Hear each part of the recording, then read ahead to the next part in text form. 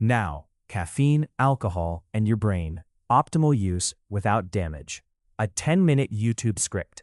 By Bill Ray, DC, DACS. Opening. 00. Have you ever wondered if your morning cup of coffee is helping your brain or hurting it?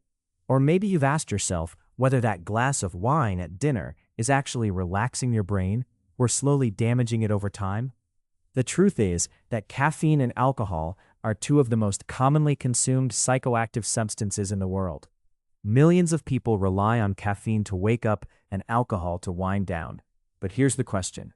Can you enjoy both without damaging your brain? The answer is yes, for many people, but only if you understand how they work. Today we're going to explore the fascinating neuroscience behind caffeine and alcohol, separate myths from facts, and discuss practical ways to optimize brain performance while still enjoying life. Let's dive in. Now, how your brain normally works. Your brain is only about 2% of your body weight, yet it consumes roughly 20% of your body's energy.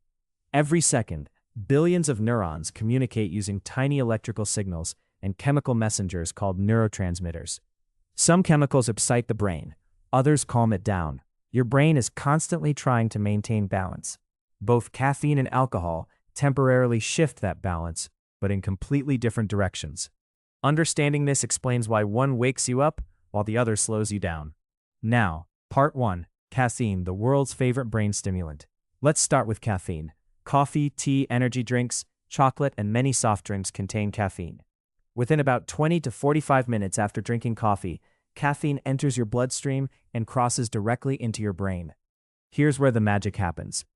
Throughout the day, your brain produces a chemical called adenosine. Think of adenosine as your brain's fatigue signal. The longer you're awake, the more adenosine builds up. Eventually, it tells your brain, "I'm tired. Slow down. It's time for sleep." Caffeine blocks those adenosine receptors. Notice something important. It doesn't remove fatigue. It hides fatigue. It's like putting tape over your car's low fuel warning light. The light disappears, but you're still running out of gas. Now, the benefits of moderate caffeine. Used wisely, caffeine has impressive benefits. Research consistently shows moderate caffeine intake can improve alertness, concentration, reaction time, mood, physical performance, mental endurance. Some studies even associate regular coffee consumption with a lower risk of Parkinson's disease and possibly Alzheimer's disease. Coffee also contains antioxidants that may reduce inflammation. For many healthy adults, moderate coffee consumption is perfectly compatible with good brain health. When caffeine becomes a problem. Problems begin when caffeine becomes a substitute for sleep.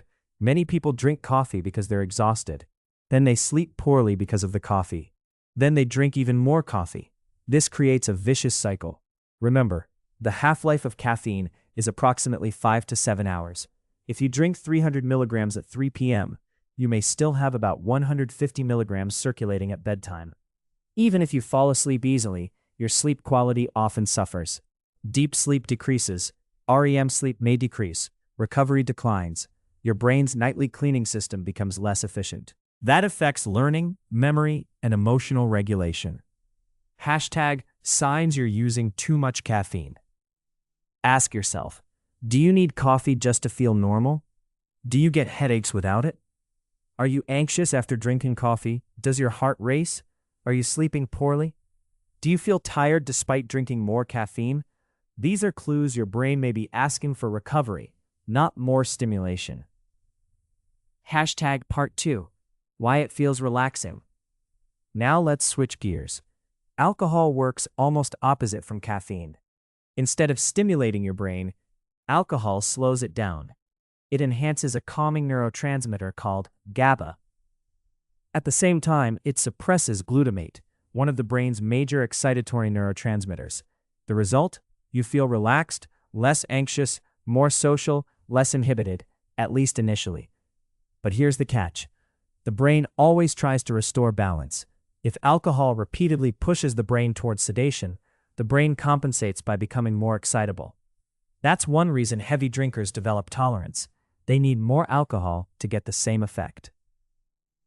Hashtag alcohol and memory. Have you ever forgotten conversations after drinking? That's because alcohol temporarily interferes with the hippocampus, the brain's memory center. New memories simply aren't stored efficiently. The more alcohol consumed, the greater the memory impairment. This is why binge drinking can produce blackouts. The brain wasn't asleep, it simply failed to record the events. Hashtag alcohol and sleep. Many people believe alcohol helps them sleep. Technically, it helps many people fall asleep, but falling asleep isn't the same as restorative sleep. Alcohol suppresses REM sleep. It fragments sleep later in the night. Heart rate often rises, breathing may worsen, sleep apnea frequently becomes more severe. People often wake feeling tired despite sleeping 8 hours. Hashtag long-term effects of excess alcohol. Heavy alcohol consumption over many years may contribute to brain shrinkage, memory loss, poor concentration, slower processing speed, depression, anxiety, peripheral neuropathy, vitamin B1 deficiency, higher dementia risk. The encouraging news: the brain has remarkable resilience. Reducing alcohol intake often allows partial recovery in brain structure and function. Hashtag what is moderation? Here's the important message. This isn't about fear, it's about intelligent choices. For caffeine, most healthy adults tolerate around 200 to 400 milligrams daily, roughly equivalent to 2 to 4 standard cups of brewed coffee, though individual sensitivity varies. For alcohol, if you choose to drink, keeping intake low and avoiding binge drinking substantially reduces risk. And many people, including those with certain medical conditions, those who are pregnant, people taking specific medications, or individuals with a history of alcohol use disorder, may be best served by avoiding alcohol entirely. One of the healthiest habits is having several alcohol-free days each week.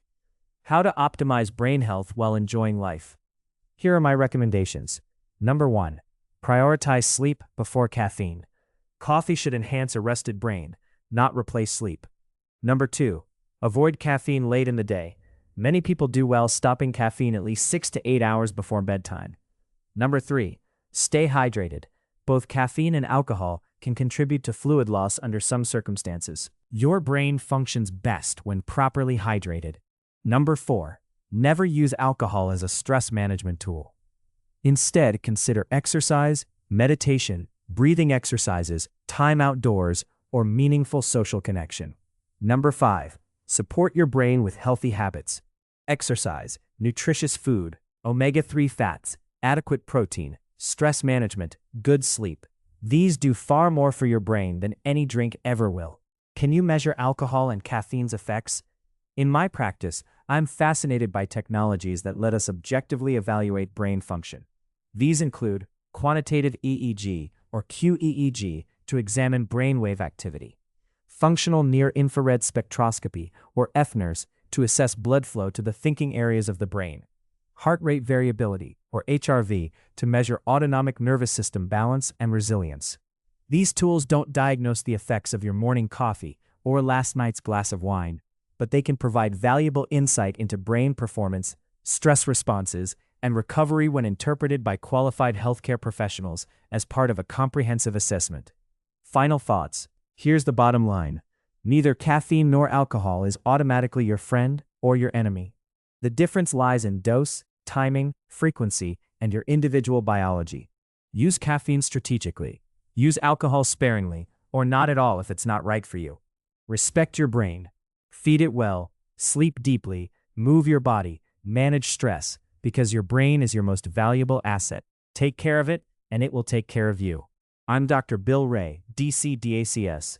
If you enjoyed this video, please like, subscribe, and share it with someone who loves coffee, enjoys an occasional drink, or simply wants a healthier brain. Be sure to visit fixmybraintoday.com for science-based guides, brain health resources, and practical tools to help you think more clearly, improve your focus, and protect your brain for years to come. Thanks for watching, and remember, understand your brain, improve your life.